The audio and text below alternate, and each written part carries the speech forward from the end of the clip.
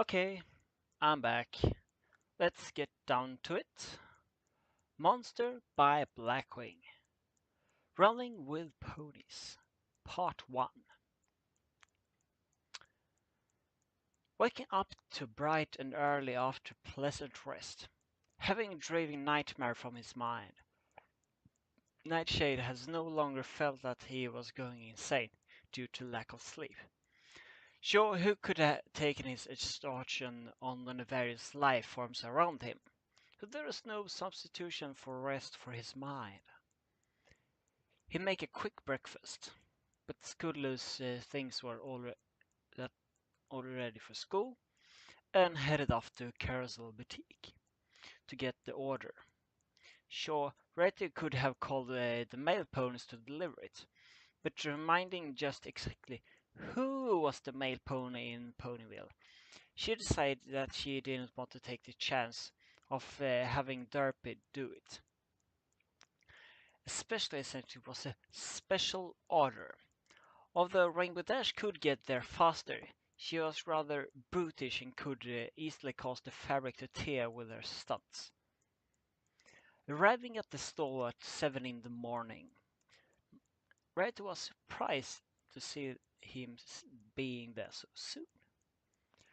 Well, you're certainly an early riser, she said half sarcastically. Half actually impressed. Force of habit. I'm here to pick up the order, he said. Oh yes, I almost forgot. Here we go, my dear. Now make sure to take care of it. It's highly important that it gets to Regal's shop in Manhattan in one piece. It could be a huge help in my business for its sales go well. She said, packing a number of folders dressed into a pack. It took the pack and map as well. Having never been to Manhattan, it was a good idea to have one, and headed off. Since the road was a grassy plain instead of a forest, he haven't to pace himself of risk getting all burned out, so he went on a jog. He noticed that even though he didn't have to draw off, except endless grass, which wouldn't do much good. Even after 2 hours, he was slightly winded. Must be because I'm exercising all the time. He had never noticed it, but since in the forest he was always running or fighting or working on something such as building a house, he had to put a large deal of muscle. He thought to himself, I'm really out to check a mirror when I get back, so see what I look like. After all, it had been at least 2 years since he did. His old house never had a mirror, and the last one he had taken a good look at himself and was before he was on the run. I may not be as strong as her. I probably got more endurance than Applejack now, even without treading the trees, he thought. His thought was interrupted by a cart on the road, with a missing wheel, and the owner being held up by bandits. So it's not all well in paradise, it seems. Even ponies weren't perfect, as Nightshade saw the previous day in case of a diamond tiara and silver spoon. I guess that it may be definitely more rare. Such things to occur. However, these bandits must be been idiots. You don't rob someone in broad daylight on an open road with tall grass around you. Three of them, one Pegasus, one unicorn, and one earth pony. They probably thought if they had one of each, they would be able to handle whatever came their way. They were so wrong. Tapping the Pegasus on the shoulders and say, "Pardon me," he turned around to have a fist meet his face and dropped to the ground, unconscious. The elf pony turned to meet their attacker and was tipped by the agile human, getting a face full of dirt. The unicorn standing wide-eyed at the creature wearing a black robe. He traveling and didn't want to get the white one dirty.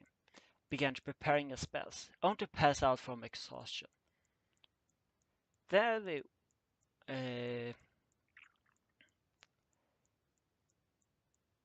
highwayman, they were pathetic.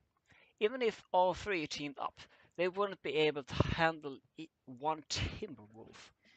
The owner, recognized as a traveling merchant, really old looking, scared out of his mind, taking off his hood.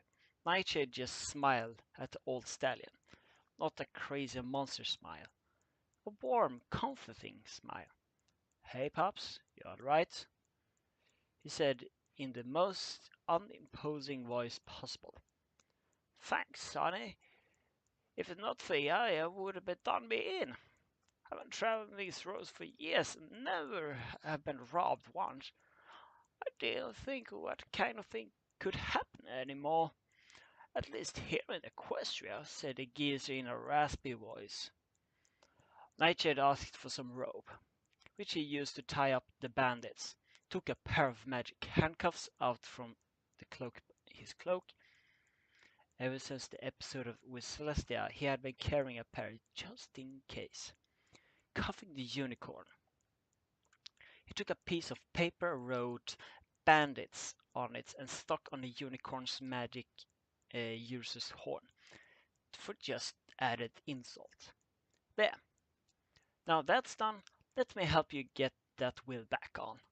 Borrowing some repair tools from the cart, he quickly fixed up the wheel, throwing all the three bound bandits on the back of the cart. Now, when you get into town, you can turn these in. You probably get a nice reward if they got a bounty. Besides, can't just leave them here in the cold, he said. Sure, he didn't like criminals, but there was no way he going to let them freeze. It was almost December after all. After getting a couple of plums from the old pony in thanks, he was on his way again. Arriving at Manhattan, he was met with stares from every pony in town. A couple of times he thought he was going to be stopped by a guard.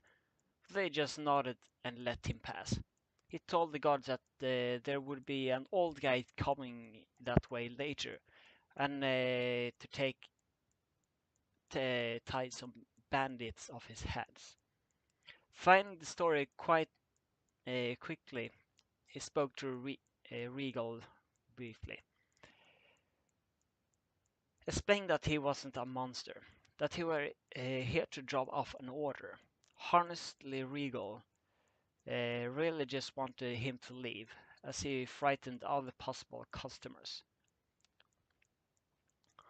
Walking roughly through town, many so-called high-class pony rose their noses and huffed at the sight of him. Stuck up. Not wanting to spend any more time in the Kespel and Snobbishy, he began heading home. It was about 2 now, and getting hungry. He ate his plums. Passing the smiling old pony on his way back, he gave a wave, then broke out in full run.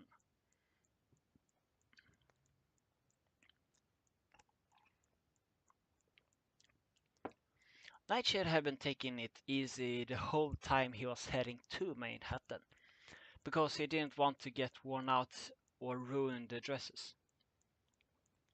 But since he didn't have to worry about that anymore, he figured he could go loose a bit. He began to running faster, faster, faster. He was literally really moving now. Then he thought of something. Maybe he'd test his power out a bit. He knew that the human body had limits, like not using all your muscle at all at once. That way.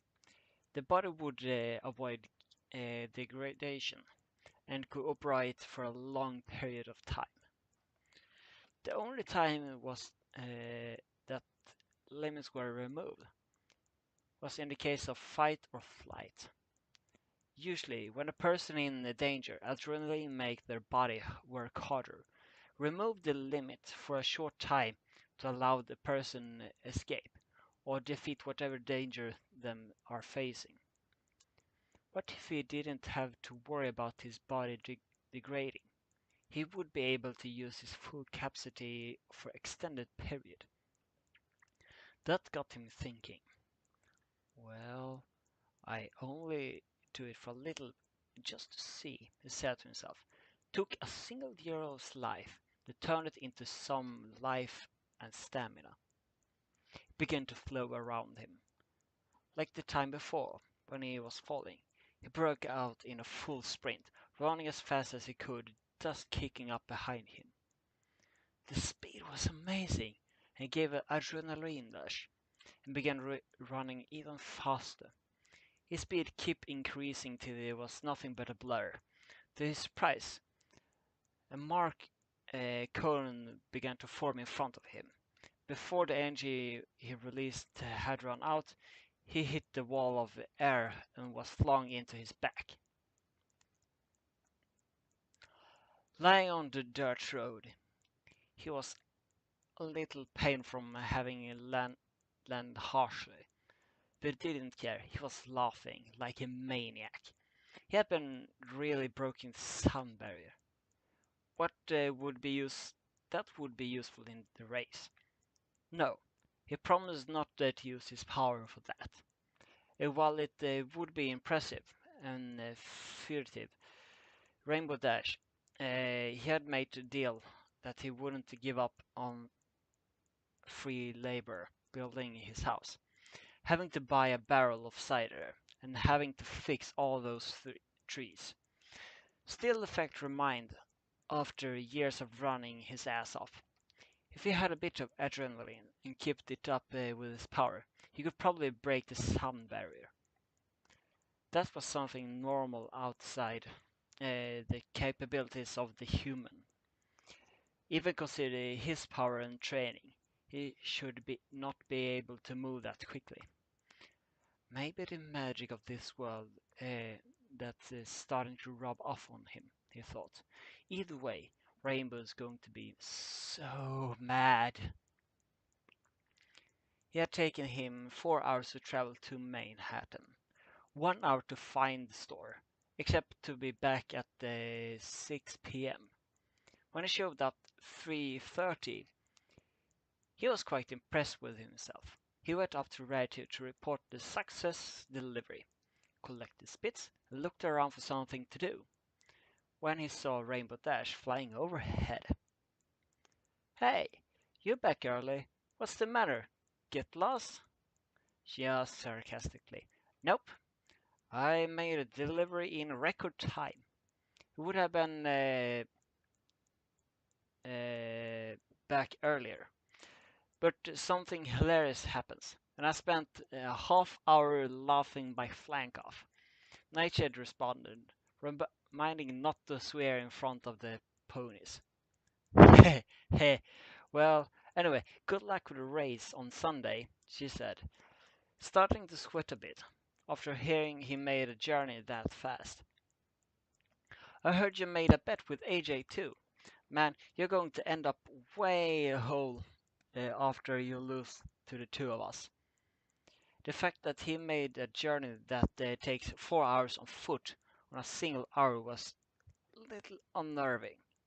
Sure, she would make it in 20 minutes, but that if she was flying this with a hoof face, no wings.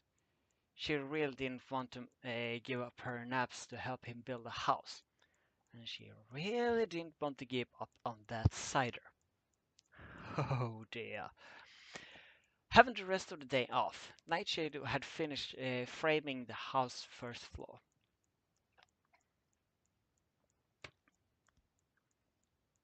Except for the supports of the roof, Winter was coming, and he needed to get it finished before the snow started to fall.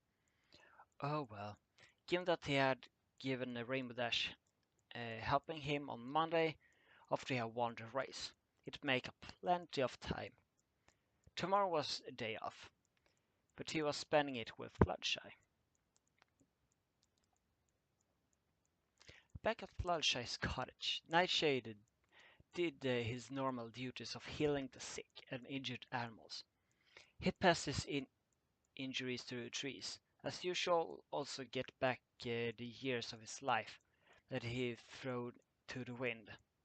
After all was said and done, the two sat there doing nothing.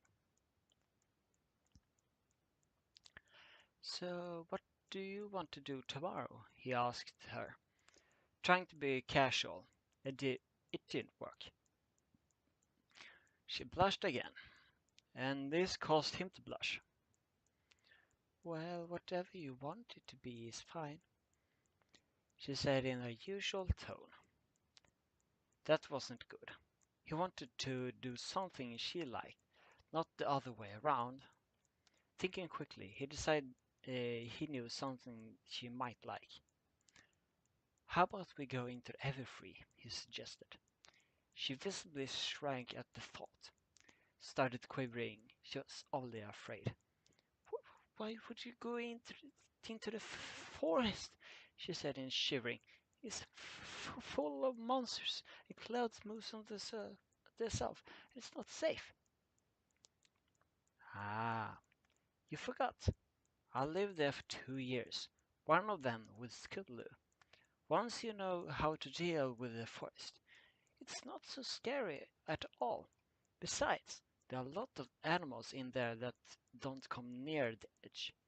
So you could probably see all sorts of different wildlife. A trail off. It wouldn't be dangerous as long as I'm there. Fluttershy stopped shivering and suddenly wasn't scared at all. He said would protect her if it came down to it. And he did know his way around the forest, even better than Sakura. If Scootaloo lived there for a year, it couldn't be that bad. And she really wanted to see the different wildlife that was in the heart of the forest. She had always been scared to go by herself. That sounds nice, she said in a timid fashion. The one thing that was, whatever she said, nice, he didn't know if she actually thought it was good or if she was trying to not offend. Well, if you don't want to go, I guess we could do something else. Like, he was interrupted. No, no, I want to go. Seeing all the different plants, animals, that would be lovely, she said, carefully not try to use her previous objective. She really did want to go. Well, alright. I have to prepare some times for tomorrow. I'll borrowing a species catalog from Twilight and such. I see you tonight, he said with a wink, and headed out, getting some books from Twilight, as well as reading a few. He then made a list of things he needed to do for the trip tomorrow, a little snacks and such, and also went into the forest to get some certain things that were needed. After all was done, he picked up Scootaloo up from school and went home for dinner. Apple cinnamon porridges. Then they all went off to bed. He dreamt normally. No interruption from sources sinister or annoying, though of what he showed her the next day. Actually, managed to sleep in late for once.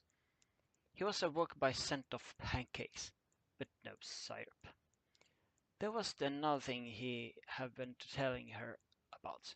Since it was Saturday, Scootaloo didn't have school, so she was at home as well. So, are you ready for your date? She asked, a bit with a tease in her voice. Flotshy turned deep red. Nature just responded calmly. It's not a date. We're just hanging out as friends. No, getting to know each other a little better. That's all, he said in a smooth voice. Knowing perfectly well it was a date, but he was sparing Fluttershy the embarrassment. Well, if that's the case, mind if I came along to make sure that you two do not go all mushy? She teased again. Nightshade thought to ask her if she has been hanging out with Lyra, but she was still in cat load, so he dismissed it. That's fine. Go get your stuff ready, he said. But it would be good to have her come along. That way they could just keep it between friends and no go any further. The three entered the forest. Nightshade and Skulu just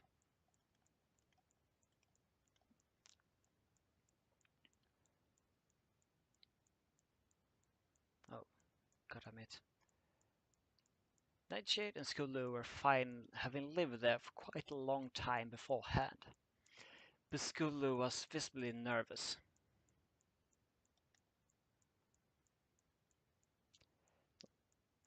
Relax, you'll be fine, he said, soothing her worries. Now that we have Scoots here, nothing can possibly go wrong. Throwing as much as sarcasm her way. Ha ha ha, very funny, Dad. All three laughed. They had killed the tension and went into the dark forest singing humming merry tune.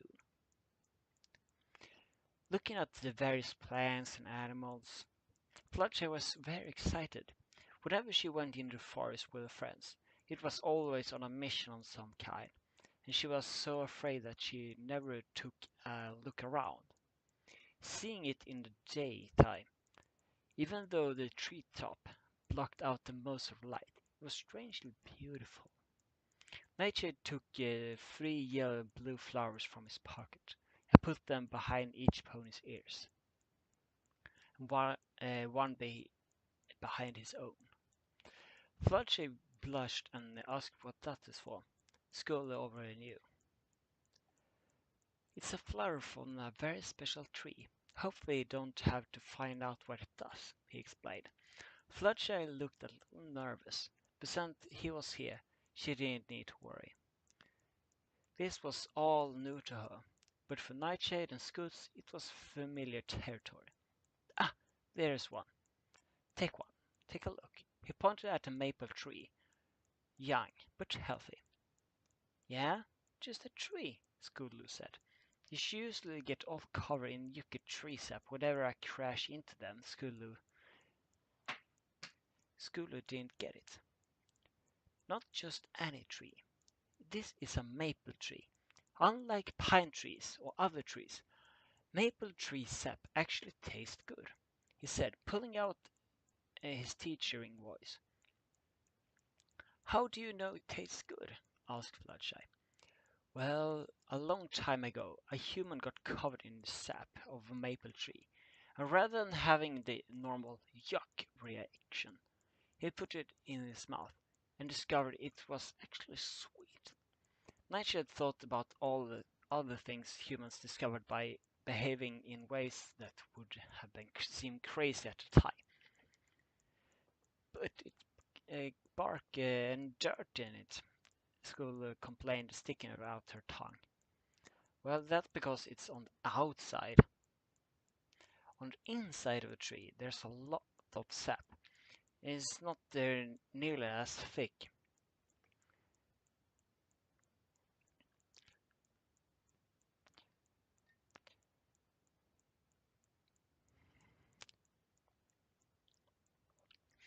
It is almost like water with a slight of sweet taste. We put a tap in the tree, and in the spring, the excess sap that the tree doesn't need flow out, and we collect them in a bucket. Then it gets filtered and boiled down to get rid of the water, and it turns into maple syrup. You can do all kind of things with it. You can make cookies, or chew its halfway, or put on pancakes. Fudge and Scootaloo eyes lit up. The thought of sugary sweets made from the trees up piqued their interest. Who would have known something like that would be found in Everfree? Continuing on, this was other plants and animals. They went through the checklist of the different things they saw, until they saw something they hoped not to have checked off. A basilisk, they cried. A basilisk were cockatrice's big brother. It also turned things into stone with a glance, but it has a very deadly venom as well. Everyone shut their eyes to avoid being petrified. When Nightshade began to howl, "Ow!" Fluttershy thought he was crazy, but Scootaloo knew that he was up to it, began to howl as well. Pretty soon, all three heard the sound of footsteps, rustle of leaves, and creaking of wood. Timber wolves. What would you call timber wolves over here? Fluttershy screamed, tears pouring out of her eyes closed. Just relax, we'll be fine, he assured her. The group hurled the growls and shriek in creaking woods. Finally, all they heard was panting of the wolves. You can all open your eyes now, he said. Scootaloo did immediately, while Fluttershy took some time to do so.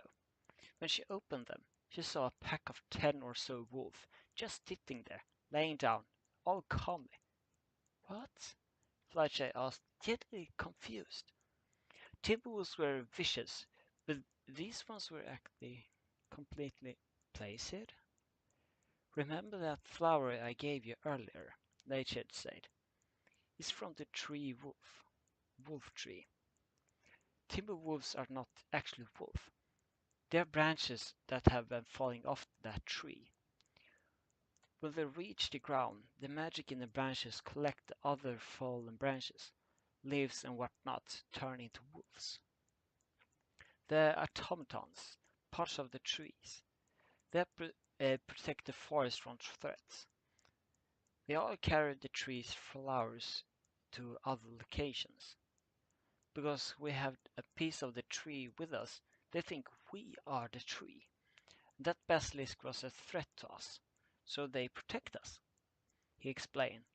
It was a bit complicated but made sense. This forest has a different magic than the rest of Equestria. The magic of nature.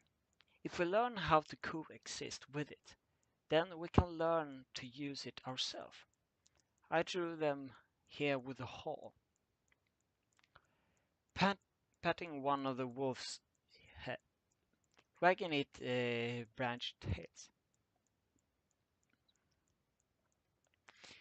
It's a trick I learned a long time ago. It doesn't have to be a flower, it can be a stick or a piece of bark. Once you have it, you're recognized as a part of the forest. Fluttershy was in awe. When he said if you know the forest, you'll be fine, he meant it. He had been living within it so long. He knew exactly what to do. He showed. Uh, she wondered if it maybe was how Segura lived with everything as well, unbothered by the danger it held.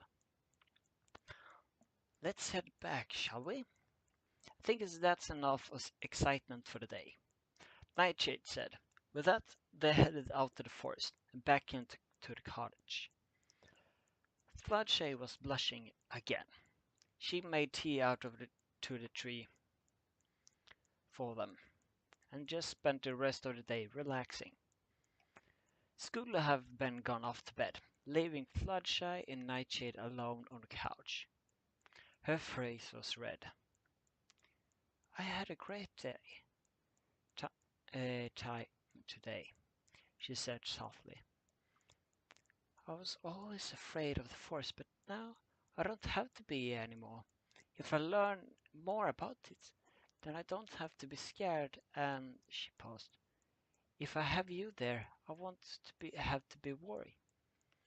Don't mention it. I know when I first found myself there, I was attacked by about 20 or so of those wolves. I have no knowledge of the forest whatsoever.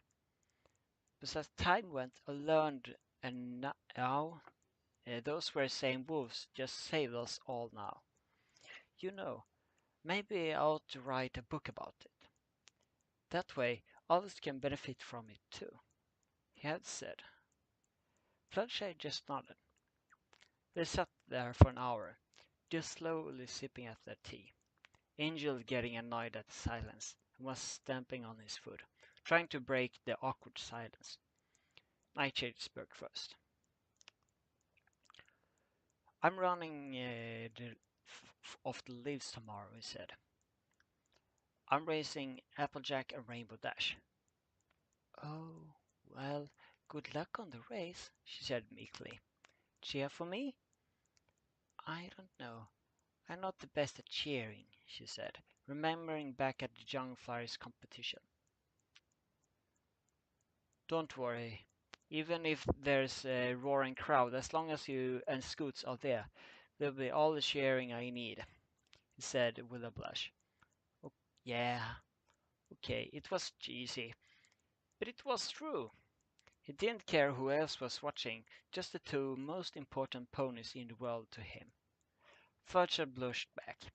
While he was looking at his empty teacup, she slowly leaned in and gave him a kiss on the cheek. She quickly pulled away, just stared at him. He brought his hand to his cheek and felt where she had kissed, almost in disbelief. He turned to look at her. She was beet red. Their eyes met, staring deeply into each other's, until Angel jumped up and kicked them both in the head. It didn't hurt. He was just a little bunny after all. But it was enough to snap them out of it. Fletcher blushed even more and passed out again from the embarrassment. Angel looked up at Nightshade angrily. Nightshade just sighed. I bring her to bed. Yeah, this is going to be really interesting when the race is getting on. But that I will read the only one that chapter because it's a goddamn one. 6,000 word. And this one is 4,000. And it's making my throat so goddamn sore. So I will continuing another day this week, and I will see your comments and read more. And yeah, see you next time. And thank you for the support, everyone. And I will continue reading Monster by Blackwing.